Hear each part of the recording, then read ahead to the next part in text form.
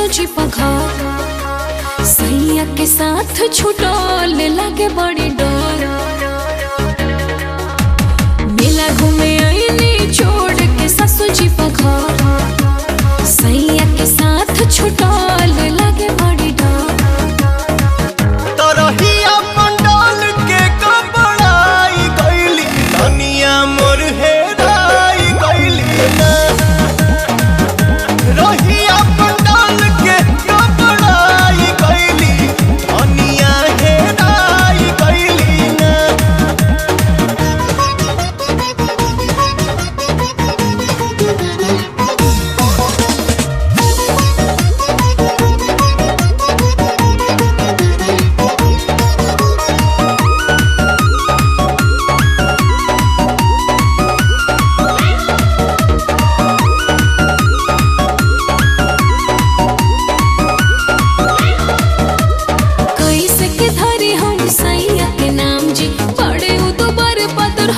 सलाम जी कैसे के धरे हम सैया के नाम जी बड़े उदुबर बदर हमरो सलाम जी। लाले रंग के साड़ी पेन्हने बाड़ी चुनरी चढ़ावे आईली माई के दुआरी देखी लाइन लमहर घबराई गईली धनिया मोर है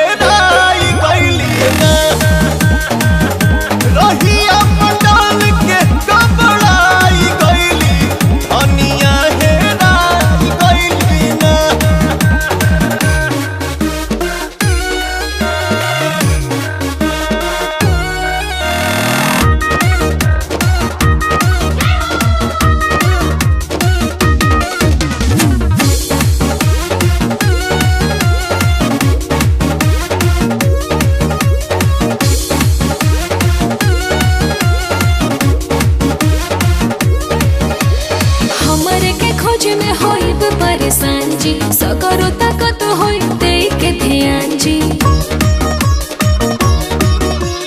हमरे के खोजे में होइब परेशान जी सगरो ताकत होई दे के ध्यान जी। अतही न लाऊ केली धनिया अब काहे करी अरुण बिहारी से अनाउंस करामही के परी ओवन से धनिया मोर है राई गईली रहिया पंडाल के घबराई गईली धनिया है राई गईली ना।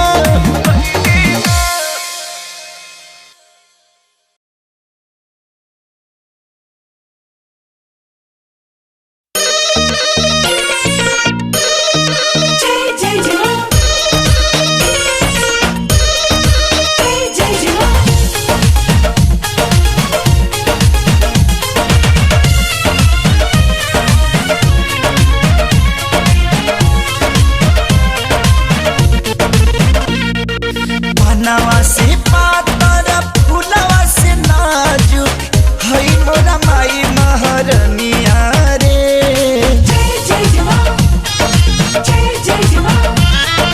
बनवा से पातर फुलवा से नाजुक हई मोरा माई महरनिया रे।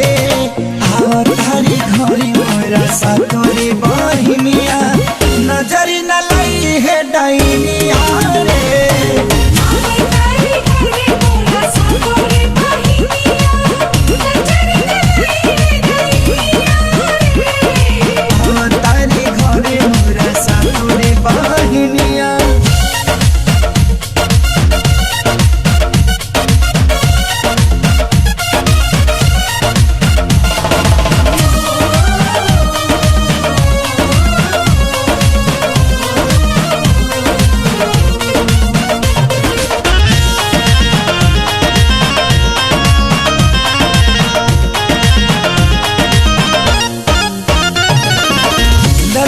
चुनरिया मनोनी बाजार से हरवा हसुलिया गढ़ौनी सोनार से।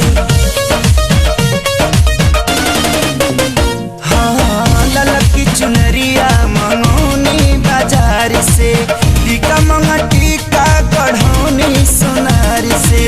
रची रची मैया के रूपवा सजई है, कमी जानी करी है मलिनिया रे। अवतारी घरे मोरा सातोरे बहिनिया, नजरी डलाई है डैनिया रे।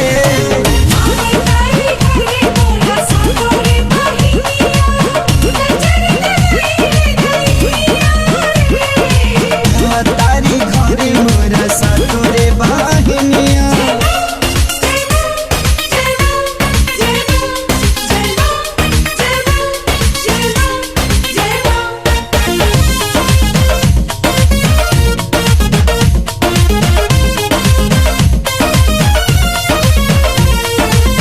लाले रंग में हतीरा चावेली मैया, लाले रंग ललिता से शोभेला पहिया। लाले रंग में हतीरा चावेली मैया, लाले रंग ललिता से शोभेला पहिया। नोह कट खातिर हम तोह के बोलैनी, अंगूरी न कटी है नौनिया रे। हई सुगवार मोरा सातोरे बहिनिया, नजर न लई है डैनिया रे।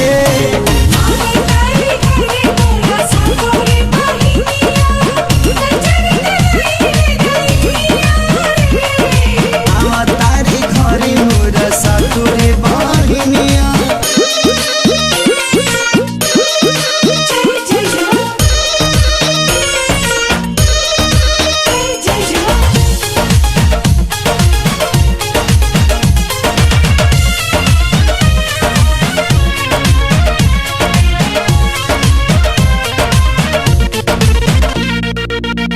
अम्बे भवानी हई सबका से सुनरी, सातों बहिन भैर भैया के दुलरी।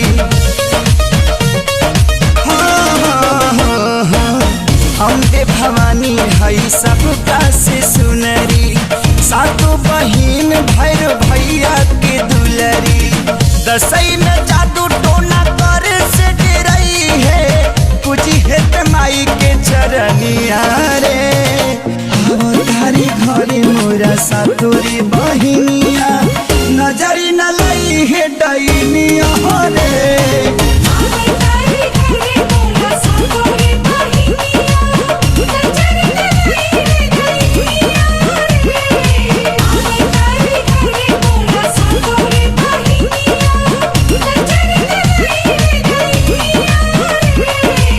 अवतारी घरे मोरा सातोरे बहिनिया।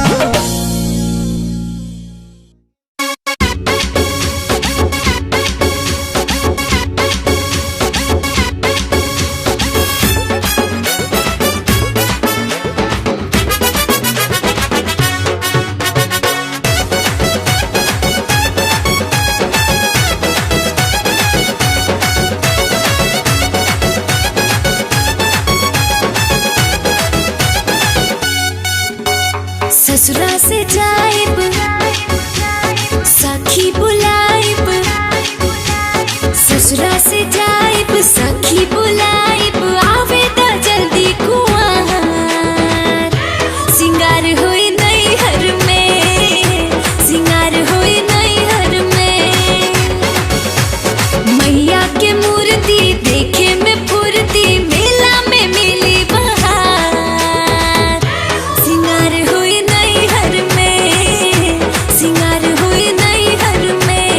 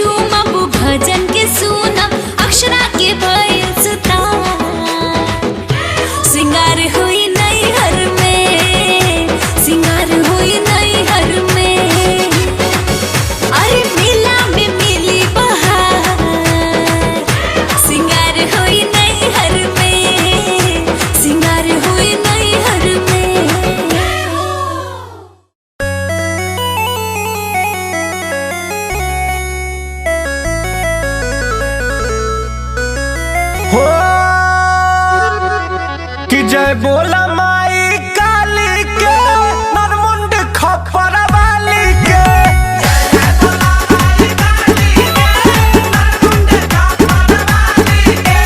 जय बोला माई काली के नरमुंड खप्पर वाली के जय बोला माई काली के नरमुंड खप्पर वाली के जय बोला माई काली के नरमुंड खप्पर वाली के हाय दानी में दानी महादानी माई हरली है सब परेशानी हाय दानी में दानी महादानी माई हरली है सब परेशानी हाय दानी में दानी महादानी माई हरली है सब परेशानी हाय दानी में दानी महादानी माई हरली है सब परेशानी जय बोला माई काली के नरमुंड खप्पर वाली के जय बोला माई काली के नरमुंड खप्पर वाली के नाई के सिस हाथ जोड़ा हो माई से मुंह जानी मोड़ा हो नाई के सिस हाथ जोड़ा हो माई से मुंह जानी मोड़ा हो नाई के सिस हाथ जोड़ा हो माई से मुंह जानी मोड़ा हो नाई के सिस हाथ जोड़ा हो माई से मुंह जानी मोड़ा हो जय बोला माई काली के नरमुंड खप्पर वाली के जय बोला माई काली के नरमुंड खप्पर वाली के दुख दरी दर टर जाए माई नजर जब पड़ जाए दुख दरी दर टर जाए माई नजर जब पड़ जाए दुख दरी दर टर जाए माई नजर जब पड़ जाए दुख दरी दर टर जाए माई नजर जब पड़ जाए जय बोला माई काली के नरमुंड खप्पर वाली के जय बोला माई काली के नरमुंड खप्पर वाली के देखो रितेश विशाल को हरावता रे चरण में अरज लगावता रे देखो आशीष विकास को हरावता रे चरण में अरज लगावता रे देखो रितेश विशाल को हरावता रे चरण में अरज लगावता रे देखो आशीष विकास को हरावता रे चरण में अरज लगावता रे जय बोला माई काली के नरमुंड खप्पर वाली के जय बोला माई काली के नरमुंड खप्पर वाली के बोला बोला दुर्गा मैया की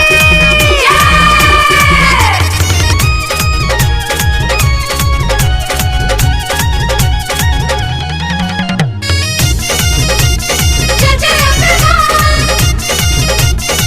जय जय जय उठी सुती मैया खोजली सिरहनवा कहवा धराइल न मिले गहनवा उठी सुती मैया खोजली सिरहनवा कहवा धराइल न मिले गहनवा अब कैसे करी है सरहो सिंगार अब कैसे करी है सरहो सिंगार तो मैया के टीकावा हो है रइले मैया के टीकावा हो है रइले कहवा खेले में जुआवा साथ मैया के टीकावा हो है रइले कहवा खेले में जुआवा साथ जय हो तेरी जय जय माँ जय हो तेरी जय जय माँ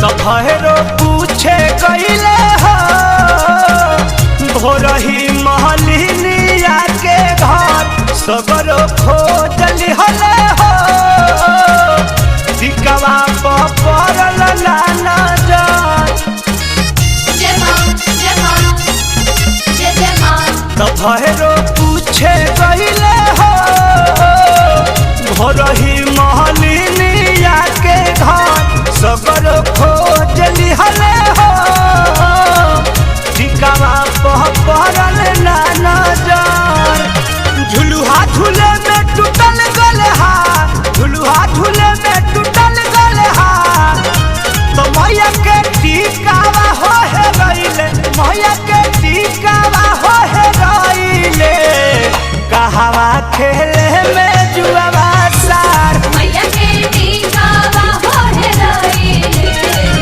कहवा खेले में जुआवा सार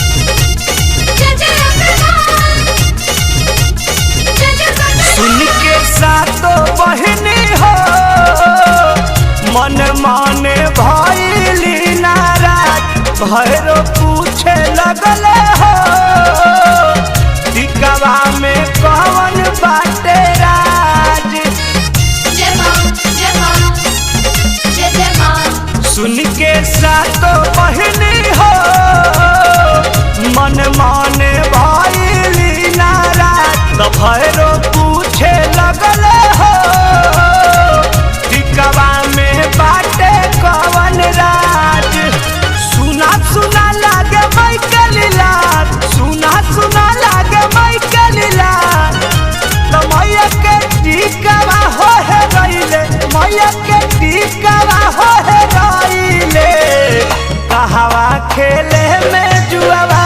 सार मैया के टीकावा हो हे रइले कहवा खेले में जुआवा सार जय हो तेरी जय जय मां जय हो तेरी जय जय मां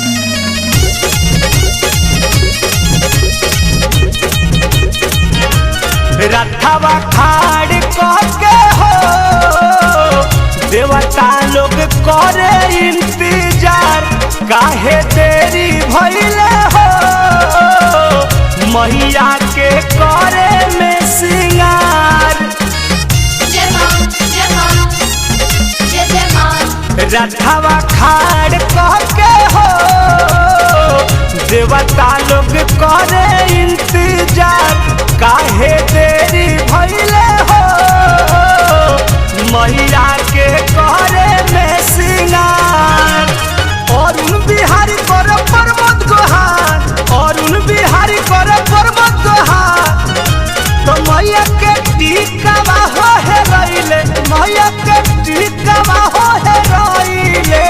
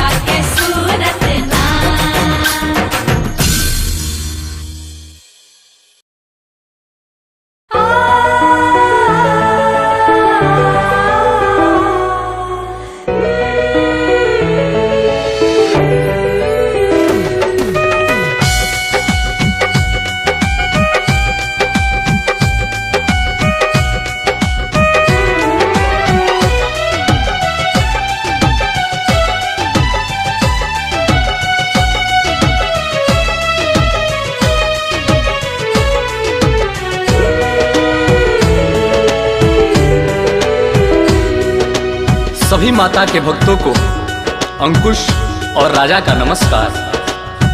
हम दोनों भाई माँ की एक कहानी सुनाने जा रहे हैं। उम्मीद है कि आप सब इसे ध्यान से जरूर सुनेंगे। जय माता दी। ये कहानी है माँ के चमत्कार की, मूर्तियाँ गढ़ने वाले कलाकार की। गाँव का रहने वाला एक भोला कुम्हार, मूर्तियों का किया करता था कारोबार। देवताओं की गढ़ करके वो मूर्तियाँ फूंक देता था वो प्यारे रंगों से। जाके बाजार फिर बेच आता था वो, जीवन यापन के लायक कमाता था वो। भक्ति में लीन दुर्गा की रहता था वो, दुख गरीबी का हालाकी सहता था वो। माँ से उसको मगर कुछ शिकायत न थी, धन मिले पद मिले ऐसी नीयत न थी। उसकी पत्नी थी गुणवान और नेक थी, ये समझिए कि वो लाखों में एक थी। छोटा व्यापार था पर न थे वो दुखी, मूर्तियाँ बेच कर थे वो दोनों सुखी। एक 9 माह का प्यारा बच्चा भी था, गोरा सुंदर व सेहत से अच्छा भी था। जान बच्चे में उन दोनों की थी बसी, उसकी सूरत थी आँखों में उनके धसी। दोनों खुशहाल थे दिन गुजरते रहे, भक्ति माँ दुर्गा की दोनों करते रहे। सच्चे भक्तों की लेती परीक्षा है माँ, डाल कर दुख में करती समीक्षा है माँ। एक दिन माँ के मंदिर से आकर के वो मूर्तियों खातिर मिट्टी भिंगा करके वो दोनों पाँवों से अपने लगा रोदने, ताकि मूर्ति के गढ़ने के लायक बने। व्यस्त पत्नी भी खाना बनाने में थी, घर में पत्नी का अपने निभाने में थी। आगे क्या होगा इसका ना आभास था, बच्चा सोया हुआ था वहीं पास था। नींद टूटी अचानक तो चलने लगा, और गिर गिर के थोड़ा संभलने लगा। रोदता मिट्टी उसका पिता था जहाँ, रेंगता रेंगता बच्चा पहुँचा वहाँ। माँ की धुन में था खोया हुआ वो कुम्हार, कर रहा था वो माँ दुर्गा की जय जयकार। पास अपने पिता के सरकते हुए आ गया बच्चा हंसते हुमकते हुए। और बढ़ता गया और बढ़ता गया, मिट्टी पे धीरे धीरे वो चढ़ता गया।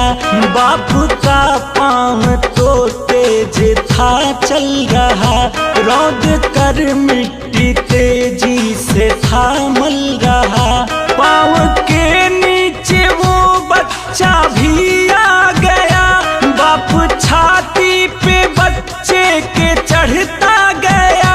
मिट्टी में सान डाला उसे रौंद कर, खून से हो गई लाल मिट्टी मगर। मर गया बेटा उसको पता न चला, एक कोमल बदन मिट्टी ही बन गया।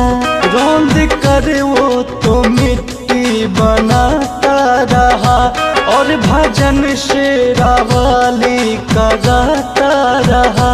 टूटा माँ का उधर जब रसोई से ध्यान, हो चुकी घटना का पर अपने बच्चे को पाई न जब, ढूंढने लग गई सारे घर में वो तब। जब न बच्चा मिला घर के बाहर गई, द्वार पे था जहां उसका शौहर गई। उसके पाँवों के नीचे गई जब नजर, गिर गई धरती पर जोर से चीख कर। हाय बच्चा मेरा, हाय बच्चा मेरा, टुकड़े में बट गया उफ कलेजा मेरा। रुक गया वो कुम्हार उसका तब टूटा ध्यान, हो गया उसको फिर सारी घटना का ज्ञान। वो भी रोने लगा मार कर सिर पे हाथ, और माँ दुर्गा से बोला रो कर ये बात। मैंने ही ले ली है अपने बच्चे की जान, जबकि मैंने लगाया था माँ तेरा ध्यान। आज भक्ति पे आए ना चिंता है ये, क्या कहूँ ये बता आज मैं पत्नी से। बोली पत्नी की अब ऐसा कर जाने दो, मेरा लौटाओ बेटा या मर जाने दो। माँ प्रकट हो गई उनके पास आ गई, लाल जो मिट्टी थी अपना रंग पा गई। शेरावाली ने अपना दिखाया प्रताप, एक मूरत बनी मिट्टी में अपने आप। बच्चे के शक्ल से मिलती थी हूबहू, कर दिया फिर उस मूरत ने चलना शुरू।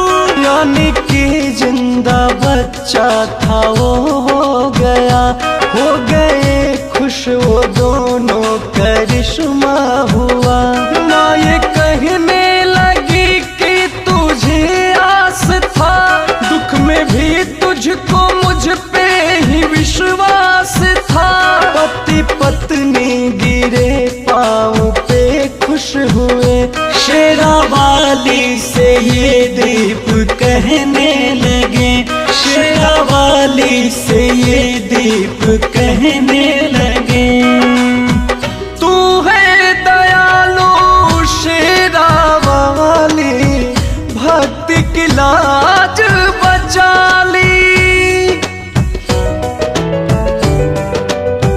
तू है दयालु शेरावाली, भक्ति की लाज बचा ली। तुझ पे है विश्वास हमारा और विश्वास रहेगा, आस पुराने वाली से ही सबको आस रहेगा।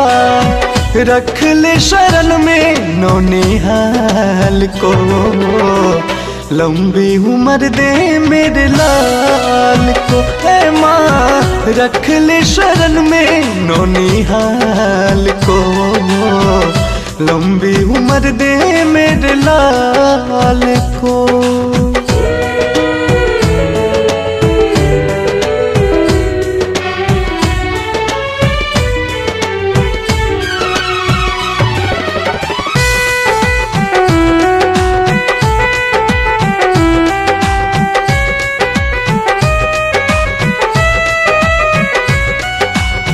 हम हैं मैया भक्त तुम्हारे, आते रहेंगे तेरे द्वारे।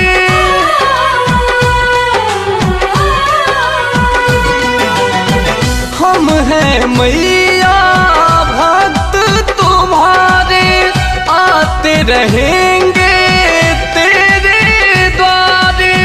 भक्ति का वर देते रहना, और न ज्यादा है कुछ कहना। हम हैं तेरी शरणों में मैया, बेटा भी है शरण में। हमें हारने मत देना तुम जीवन के इस रण में। रख ले शरण में नौनिहाल को, लंबी उम्र दे मेरे लाल को ए माँ, रख ले शरण में नौनिहाल को। लंबी उम्र दे मेरे लाल को।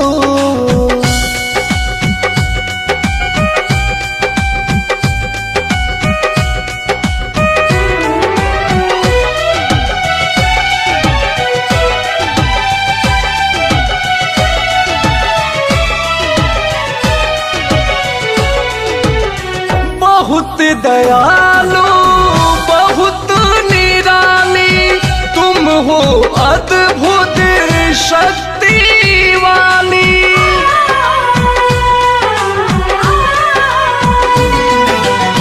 बहुत दयालु बहुत निराली तुम हो, अद्भुत शक्ति वाली। सांस की डोर भाले ही टूटे मगर न तेरा चौखट छूटे। अंकुश राजा दिलीप सिन्हा बनकर तेरे पुजारी, दीप जलाएंगे पूजा का मेरी मैया प्यारी। रख ले शरण में नौनिहाल को। लंबी उम्र दे मेरे लाल को ए माँ, रख ले शरण में नौनिहाल को। लंबी उम्र दे मेरे लाल को।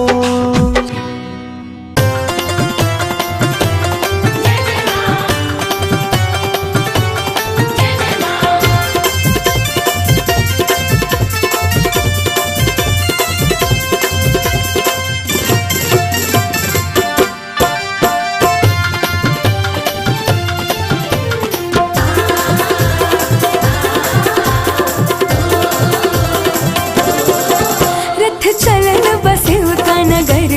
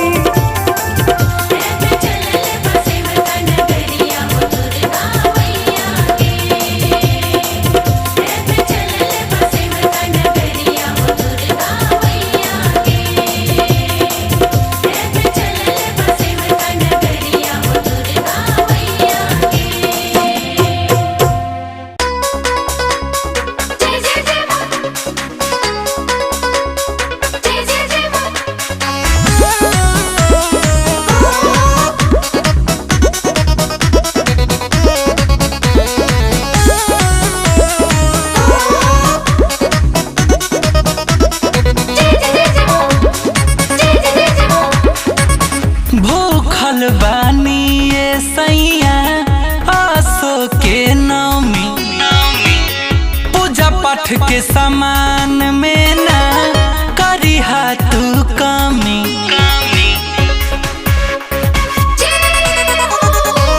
भूखल बानी ये सैया आसो के नौमी, पूजा पाठ के सामान में ना करी तू कमी। जत बड़ा करे तू बजारिया हो,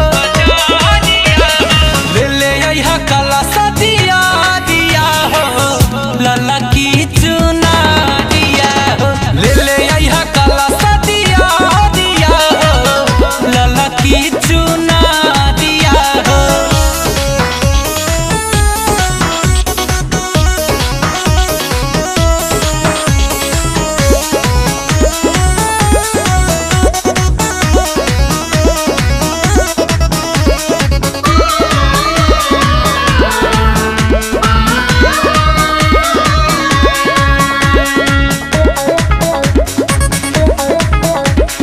गैया के गोबरा ले आई हा राजा और गंगा जलवा हो, माई खातिर कीन के लइहा सुनर सुनर फलवा हो।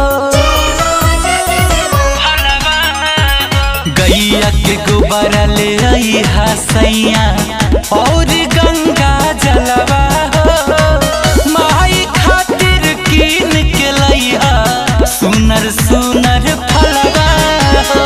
तबे मैया फेरी है ना जादिया हो, ले ले यहाँ कला सदिया दिया हो, लाला की चुना दिया हो, ले ले यहाँ कला सदिया दिया हो, लाला की चुना दिया हो।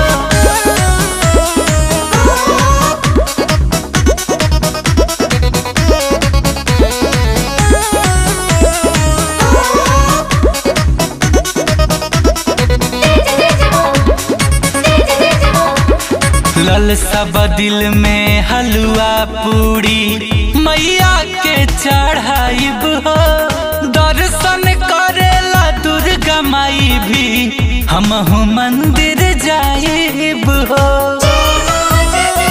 हाँ हाँ ललसा दिल में हलवा पूरी मैया के